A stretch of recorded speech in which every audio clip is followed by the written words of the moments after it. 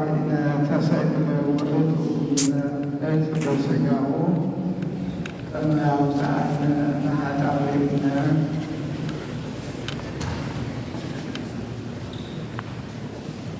ስለ ኃጢአታችን በሥጋው በእንጨት ተሰቀለ፣ ከኃጢአታችን ነፃ ያወጣን ዘንድ የሐዋርያው የቅዱስ ጴጥሮስ መልእክት የመጀመሪያዋ ምዕራፍ 2 ቁጥር 24 የተከበሩ አባታችን የዚህ ደብር አስተዳዳሪ እንዲሁም ሊቃውንተ ቤተ ክርስቲያን በየስማችሁ በየማዕረጋችሁ እንዲሁም እግዚአብሔርን የምትወዱ እግዚአብሔር የሚወዳችሁ የእመቤታችን የቃል ኪዳን ልጆች፣ አባቶች፣ እናቶች፣ ወንድሞች፣ እህቶች፣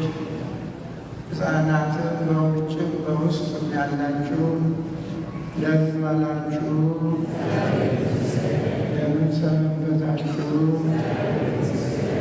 አሜን። ጾሙ የጾሙ ሙላት በሰላም አሳልፎ እንዲሁም ሰሙነ ሕማማቱን በሰላም አስጀምሮ ለዛሬው ለመጨረሻው ለድኅነቱ ለቤዛው ቀን ያደረሰን የዓለም ቤዛ መድኃኔዓለም በሁላችን አንደበት የተመሰገነ ይሁን። እንኳን አደረሰን አደረሳችሁ። እንግዲህ ያው ዛሬ እግዚአብሔር ፈቅዶ እድለኞች ነን።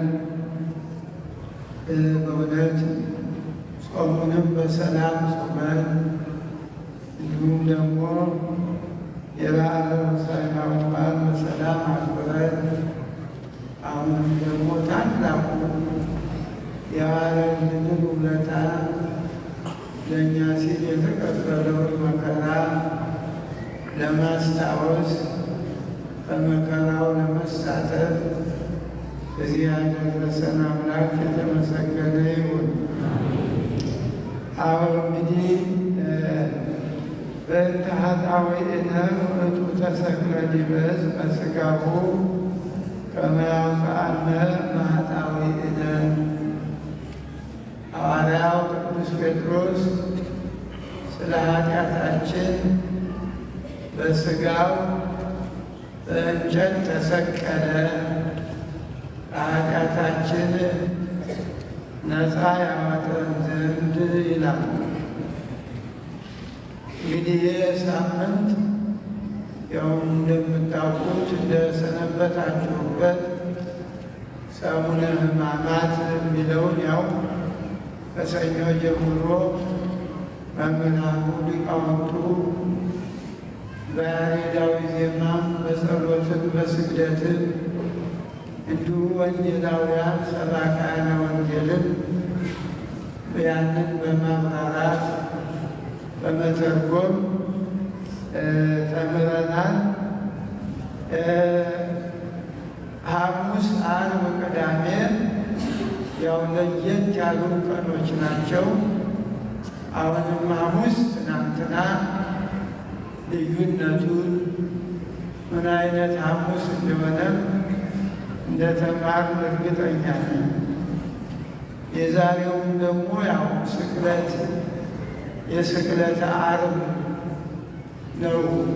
ከሌሎች ዓርቦች ያው የዛሬው የስቅለተ ዓርብ ይባላል።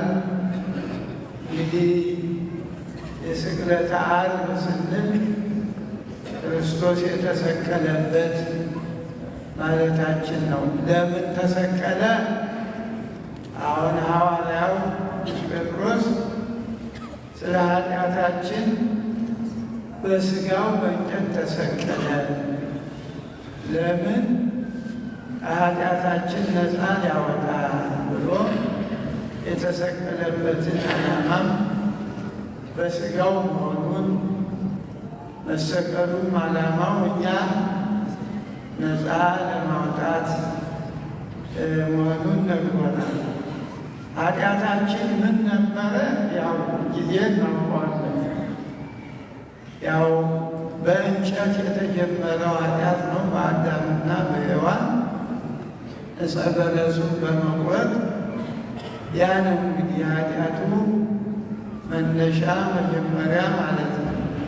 ጽድቅም ሆነ ኃጢአት ያው የሚጀመረው የሰው ልጅ ታሪክ ከአዳምና ከሔዋን መከራውም፣ ደስታውም፣ ስቃዩም፣ ሐዘኑም፣ ጽድቁም ኃጢአቱም ያው ከነሱ ነው። የፍጥረት መጀመሪያ ስለሆኑ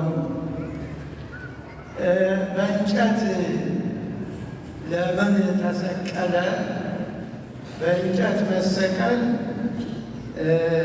ዘዳግም 21 ቁጥር 18 መጽሐፍ ቅዱሱን ቅድም ነበረ ላነብላችሁ እዚያ ብሉይ ኪዳን ያላችሁ ያዙት።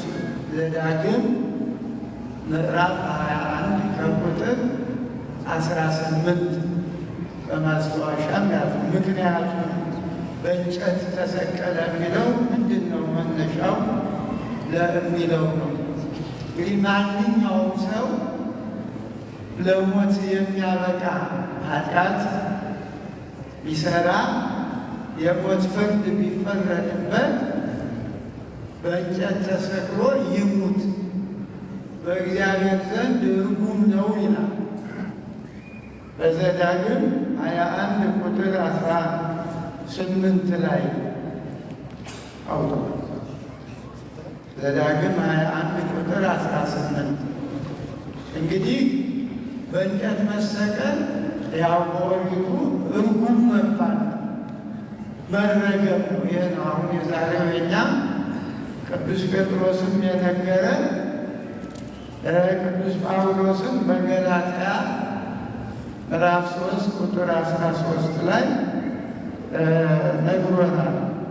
አሁን ይህንን አነብላችኋለሁ በቤት ሄዳችሁ እንድታዳመጡት። ምክንያቱም ነው በሌላ ያልተሰቀለ ለምን ነው በእንጨት የሚለውን አይሁድ ለነሱ ዓላማ ለነሱ ግን በእንጨት እንደሰቀሉት ዘዳግም 21 ቁጥር 18 ማንኛውም ሰው ለአባቱ ቃልና ለእናቱ ቃል የማይታዘዝ ቢቀጡትም የማይሰማቸው እልከኛና አመፀኛ ልጅ ቢኖራቸው አባቱና እናቱ ይዘው ወደ ከተማ ሽማግሌዎች ወደሚኖሩበት ስፍራ በር ያምጡት።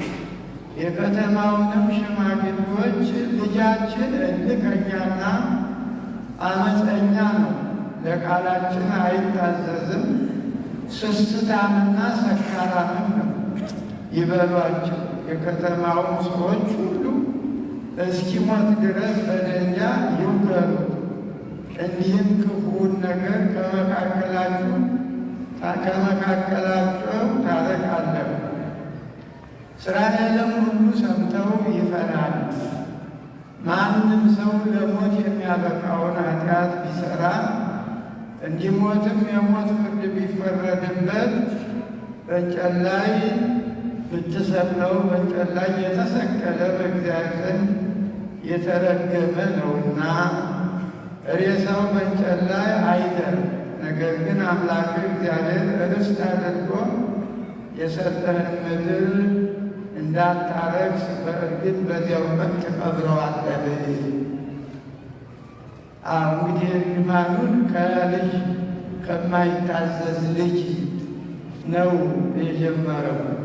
ለእናት ለአባቱ የማይታዘዝ እናት አባቱን ምክር ትእዛዝ ባይሰማ እልከኛና አመፀኛ ልጅ ቢኖራቸው አባቱና እናቱ ይዘው ወደ ከተማ ሽማግሌዎች ወደሚኖሩበት ስፍራ በር ያምጡት ነው። እንግዲህ ያው ለእናትና አባትን አክብር ያው የምናውቀው ሕግ ነው። ለልጆች አንደኛው የሃይማኖታቸው እግዚአብሔርን የመፍራታቸው ምልክቱ ለእናት ለአባት መታዘዝ ነው። መጀመሪያ የልጅ ሃይማኖቱ እናት አባት መታዘዝ ነው። እናት አባቱን የማይታዘዝ ልጅ ሃይማኖት የለውም። ምክንያቱም እግዚአብሔር ያለውን ትእዛዝ ትቶ እግዚአብሔርን አመልካለሁ ማለት ከትእዛዝ ውጭ የሰይጣን ሃይማኖት ነው የሚሆነው እና ስለዚህ ወላጆችም ከአቅማቸው በላይ ሲሆን መክረው እንደው በነበረው ልጅን በሚመከርበት የሚቆነጠጥም ከሆነ እዚያው በጊዜው ባለው እንዲህ ካለ ደግሞ ለሌሎች ለሽማግሌዎች ምክር ለሚያውቁት ልጅ ላሳደጉት ለሽማግሌዎች ወስደው ልጃችን አስቸገረ እምቢ አለን ብለው ይነግራሉ። እዚያ በኋላ እድሉ ሽማግሌዎችም ያለውን ነገር አይተው ለህብረተሰቡ ጦስ ምሳሌ መጥፎ አርአያ እንዳይሆን በድንጋይ ተወግሮ ይሙት። እንግዲህ ምናልባት ጭካኔ ነው እንል ይሆናል። ጭካኔ አይደለም። ሰው መችስ በስርዓት ካልኖረ ያረግ ካልፈራ በጊዜው መታረሙ ያው ህግ ነው። ይሄ በኦሪቱ ያለ ስርዓት ነው። ማህበራዊ ኑሯቸው እንዳይበላሽ ይህን ያየ ልጅ ደግሞ ሁሉም ወላጁ ልጅም እንዲፈራ ነው። እንግዲህ ከዚህ ቀጥሎ ደግሞ ማንኛውም ሰው ለሞት የሚያበቃውን ኃጢአት ቢሰራ ወንጀል ማለት ነው እንዲሞት ቢፈረድበት በእንጨት ላይ ብትሰቅለው ስቀለው ነው። አሁን በኦሪቱ በትንቢቱ ነው ተሰቅሎ ነው የሚል ትእዛዝ ነው፣ ህግ ነው። ብትሰቅለው ማለት ስቀለው ነው። በእንጨት ላይ በእግዚአብሔር የተረገመ ነው ይላል። እንግዲህ ይህንን ቅዱስ ጳውሎስም በገላትያ መልእክቱ ሁሉ ዘስኩል ዲበ ዕፅ ርጉም ውእቱ ለነፍሰ ተሳየጠነ ክርስቶስ መርገማ ለኦሪት ወጾረ መርገማ ይላል ቅዱስ ጳውሎስ። እኛንስ በኦሪት ከመጣው እርግማን ክርስቶስ ዋጅቶናል፣ የኦሪቱን እርግማን ተሸክሞልናል። ተሸክሞ ወደ መስቀል ወጥቷል። እንግዲህ በመስቀል የሚሰቀል ሰው ያ የተረገመ። አሁን ዋናው እንግዲህ ክርስቶስን አይሁን እርጉም ለማለት ያው በነበረው ስርዓታቸው በመስቀል የሚሰቀል ሰው የተረገመ ነው። ከዚህም አንጻር ሁለቱ ወንበዴዎቹ ደግሞ እሱን መሃል አድርገው ያው የእርግማን ምልክት በሆነው በመስቀል ሰቀሉ። ኋላ ግን ክርስቶስ ያ እርግማን የሚሆነው ለሞት የሚያበቃ ኃጢአት ሰርቶ የሞት ፍርድ ሲፈረድ፣ ክርስቶስ ግን ንጹሐ ባህሪ ምንም እርግማን የሚባል እርግማን የሚያደርግ በረከት የሚያድል እንጂ መርገም የሌለበት ስለሆነ አሁን በቃ መርገሙ ወደ በረከት ከመይባ በረከተ አብርሃም ላዕለ አሕዛብ ያ የመርግማን የነበረው ክርስቶስ ወደ መስቀል ሲወጣ እርግማኑን የእኛን እርግማን ይዞ ሲወጣ በረከት ሆነ ነው። ዛሬ እንግዲህ ለእነሱ ያው እርጉም ለማለት ነው እያቸዋል እና ስቅለት ሲባል ስቅለት የግዕዝ ቋንቋ ነው። ያው ሰቀለ ሰቀለ እንግዲህ ስቅለት ማለት ያው ለሊቃውንቱ ስቅለት ያው ሳቢ ዘር ነው ታውቃላችሁ። በሁለት አርዕስት ነው የሚፈታው። ሁለት አርዕስት ማለት ሰቃዩንም ተሰቃዩንም ያሳያል። መስቀል ሲባል ሰቃዮቹን ነው። ተሰቃይ ሲባል ክርስቶስ የሚሰቀለውን ነው የሚያሳይ እና መስቀል ያው የተለመደው ያው ማንጠልጠያ መስቀያ ነው። ምልክት ያው የተለመደው ነው። በየስዕሉ በአራቱ ማዕዘን አለ እና እንግዲህ ወደ መስቀል የወጣበትን ያው ነግሬያችኋለሁ። እርግማኑ ከአዳም ከሔዋን ለምን በእንጨት ተሰቀለ ሲባል ያው በእንጨት ምክንያት የመጣውን ኃጢአት እሾህ በሾህ እሱን ለማስወገድ ነው። እንግዲህ የመጀመሪያው አዳምና ሔዋን ያው ዕፀ በለስ የሚበሉትን ይህን ብሉ፣ ይህን አትብሉ፣ ከዚህ በበላችሁ ቀን ትሞታላችሁ ብሏቸው ነበር። ያው ትእዛዝ ራሱ ሞቱ። ያው ከእግዚአብሔር ተለዩ፣ ጸጋ እግዚአብሔር ተለያቸው፣ ራቁታቸውን ሆኑ። እዚያም በመራቁታቸው እዚያው በበሉበት እንጨት ስር እዚያው ተወትፈው ነው የተገኙ። መቼም የሌባ ነገር አስቸጋሪ ነው። ሲሰርቅ ይመቻል፣ ሲያዝ እንደዚያ ነው እና እግዚአብሔር ቸር ነው። ያም እንግዲህ ወዴት አለ ብሎም ጠይቋል። እዚህ ያለው ከአዳም ወዴት ነው ያለ? አይ እዚህ ነው ያለ ብሎ ያለበትን ያን አትብላ ብሎም በላ ብለው ያው የሰጠኝ ትብላህ ብለህ የሰጠኝ እሷ ናት አለ። በላሁ ግን ብሎ ጥሩ ነበር።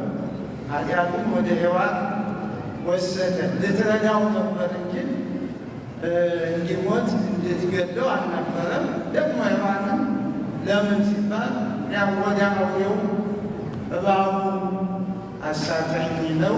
ከዚህ በኋላ ሁሉም ተረገሙ። ምድር ሁሉ እሾህ ይንቀልብሽ ተብላ እርግማን እንዳለ በምድር በሔዋንም በጻዕድ በመከራ ውለጂ ወልደሽም ተመልሰሽ ወደ ባልሽ ይሁን ብሎ ምድር ሁሉ እሾህ እባብም ቁሞ ይሄድ የነበረው በደረቱ እንዲሄድ አፈር እንዲበላ ተረገመ። እንግዲህ በዚህ ጊዜ እግዚአብሔር ቸር ነውና ያው ቃል ኪዳን ከአምስት በሐሙስ ዕለት ወበመንፈቃ ዕለት እትወለድ ወለተ በአምስት ቀን ተኩል ከልጅ ልጅ ተወለጀ።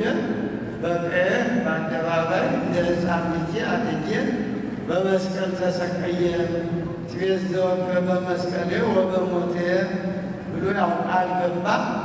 እንግዲህ ያ ጊዜው ደረስ። እንግዲህ 5500 ዘመን መከራ ነው። በዚህ ሳምንት እኛ እንደው ለማስታወስ